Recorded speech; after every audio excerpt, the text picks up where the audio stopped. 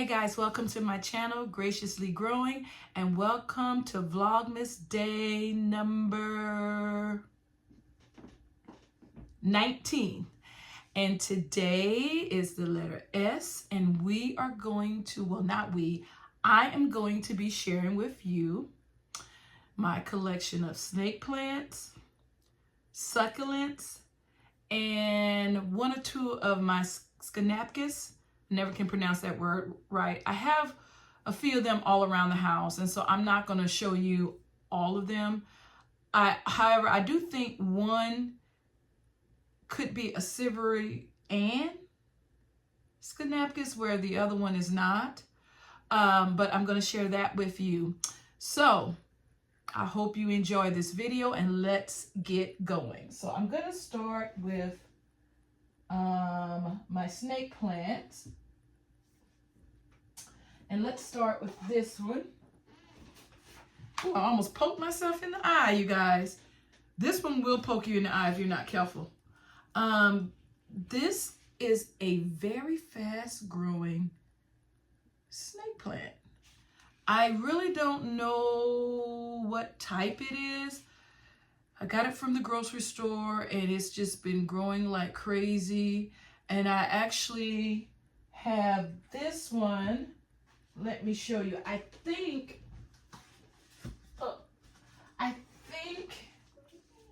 it is the same. If I'm not mistaken, this is a cutting from this one. Or it could be different. I don't know. I think it might be different. Look at this one. And then look at this one. I think they're not the same. I do have a cutting of this one though somewhere in the house, but I don't think this is it.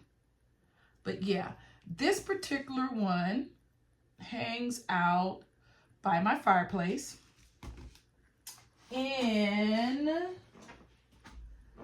this one is in my dining room area on the wall where I have my plant stands. I have if you've seen other videos, I have a big plant shelf, and then I have two smaller ones on either side, and that's where this lives. I also want to share with you this beauty. This is I call it my regular green variety snake plant. This one and the one that I'm about to show you in a minute is in my entryway, and I showed you that on one or two Vlogmas about how I decorate my entryway. And then I showed you again when in the one day when I was sharing with you my bigger house plants. I think that was on the 17th, which was Tuesday, when I shared you with you my bigger house plants. I also showed you where they reside, and two of my big house plants reside on either side of the console table or entryway table in my front area of my home. And this snake plant and the other one that I'm going to show you actually sit on that entry table. And she's been doing really good. Now, this plant and the other snake plant that I'm about to show you is actually in the Molly's succulent mix. And they seem to like it. She's really pretty. She's really healthy. And then right by her is this beauty. And I want to say this is my Moonshine. I think the proper name for this snake plant is Moonshine. As you can see, it's got it doesn't have like the lines like the other one. Is more of a light minty green color, and I just love it a lot. And if I didn't say, I got both of these from Walmart a while ago. But I think as far as snake plants go, this might be my favorite because I love her coloring. And she's also in the Molly's succulent mix and doing well. Now, let me see if I can lift her up, you guys. Oh my gosh. This is my biggest snake plant here, and I shared this with you already. I think I shared it with you, I think probably part of my bigger houseplants video, but this is my biggest one, and she is actually different than the other two. And I don't know what variety she is, but she's doing well. She's not in Molly's mix. She's actually in the mix that she came in, whatever that is. She's been doing fine, and I'm not going to bother her until, you know, it's time to repot her. And I got her from Home Depot. Next, I want to share with you, here we go, Scapus, or whatever you want to call them. The first one I want to share with you is this one. You've seen her before because I did a video for Vlogmas about my plants in different type of medium, or like soil, leca, water. And this particular Scapus is growing in leca. I don't know if you can see that. See?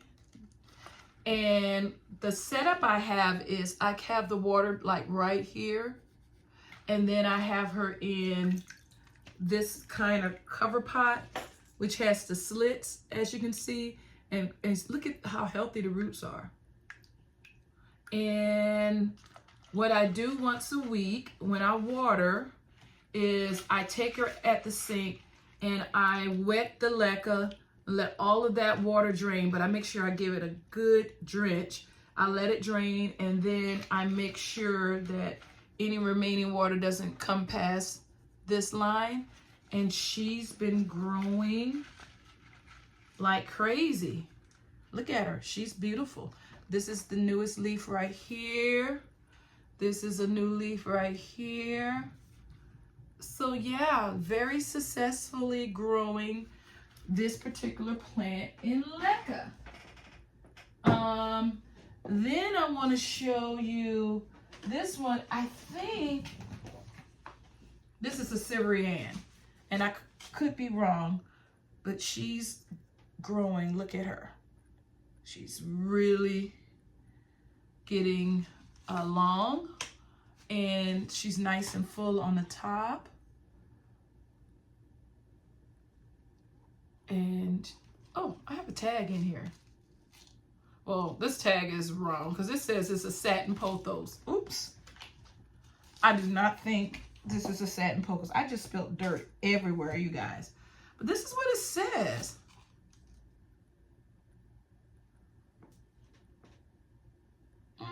Is it a satin pothos? I don't think so. You guys tell me in the comment section. You know how they mislabel plants all the time. I think this is some type of Scapus. I don't think this is a pothos. I don't see this being a pothos. But anyway, she's a beauty. You can see the new growth. You can see that the lighter color leaves like this, like this, like this are the newer growth. And so she's doing very well. And if I didn't tell you, she hangs out in the dining room area as well. So those are all of my snake plants. I have a few more snake plants, but they're cuttings, and so I wasn't going to bore you showing you those.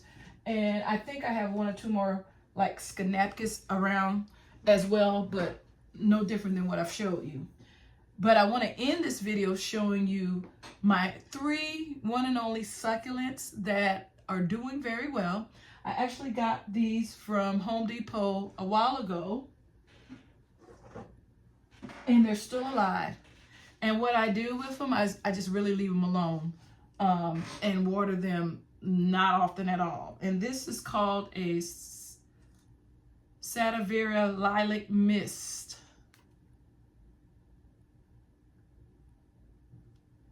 She's beautiful.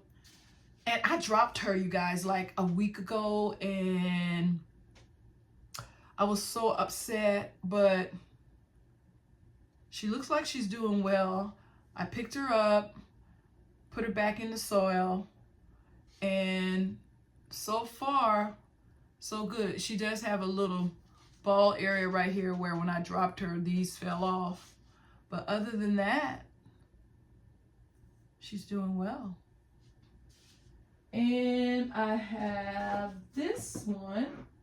This is a Sedum Adolphi Sunset. She's doing well. And there she is. I did repot these. They were in a really smaller pot, but they outgrew that one. And so I repotted them a couple months ago, I think. And doing very well. And I think my most happiest succulent is this one. It's a Cressella Obliqua Lemon and Lime.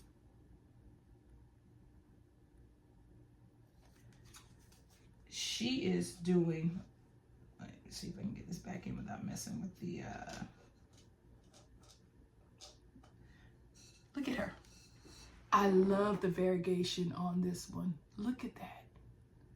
Isn't she pretty? Love her.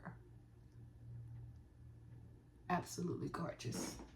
So yeah, you guys, that is my plants that start with the letter S. I'm trying to think. I think that's it. And I am doing very well, I would say, with my succulents. And I don't know if scientifically they are succulents, but I treat my snake plants the same way I treat those three that I just showed you. That is, I don't water them a lot, because when I first started collecting plants, I just watered everything way too much, and I lost my snake plants and I lost all my succulents. And so I have learned. And so far, so good. So yeah, a really short video, you guys. I hope that you enjoyed this video. And like I always say, if you have any tips and tricks on how you care for your plants that are in the succulent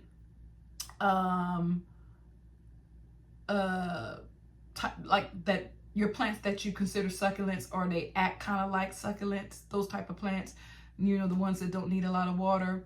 Tell me, you know, the tips and tricks that you have in regards to them, and anything else that you can share with me. And if you would like, put a picture in the comment section about your succulents and your snake plants. Oh, before we go, I do want to share with you one other plant, and I promise you this is it.